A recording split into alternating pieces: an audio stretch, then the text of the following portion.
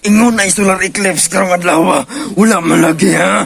Usa, nasuko na kung maayo. Nganong wala man lagi solar eclipse. Kini lagi mag-unang mga istorya ba.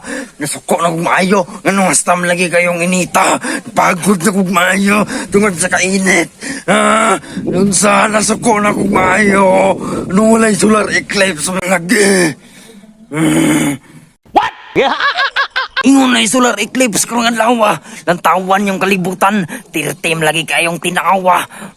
Lantawan ninyo, murag dagat ang kalibutan. Ang mga daon sa lubi ug daon sa saging nangaluy-luy na tungod sa kainit.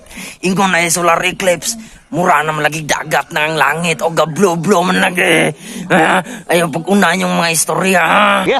Nangahasi ng mga tao diri sa mua kitungod na solar eclipse na karong adlaw. Nangahasi ng mga tao diri sa mua, nangandam na og mga asin, mga bulad, mga bugas, nagtingob na og unsa-unsa pay makaon kay mopakwit sila og mga layong dapit. Nangahasi na sila. Nya wala dito solar eclipse na itabo karong adlaw. Naglagot na gigog maayo, perti naman lagi kayong inita. Anong wala man lagi solar eclipse. Nadaot na akong kagwapo, napagod gigog maayo tungod sa kainit. Dili lagi ta maguna og mga istorya, dili ta magpakatag, dili ta masiguro na taong panahon, dili kita nagbuot sa panahon. Naglagot na maayo. Anong wala man lagi solar eclipse karong adlaw ba? Ingon pa sa mga nangadungga na ko diri nga mga istorya nga dili na daw mohayag, mungit-kit na daw ang kalibutan, muna nangandam na og mga asin, mga unsa-unsa pa nga mga pagkaon ng akong mga silingan diri, kay dili na daw ta pagawson kay mungit-kit na daw ang kalibutan. Anong wala man lagi na hitabo karong adlaw.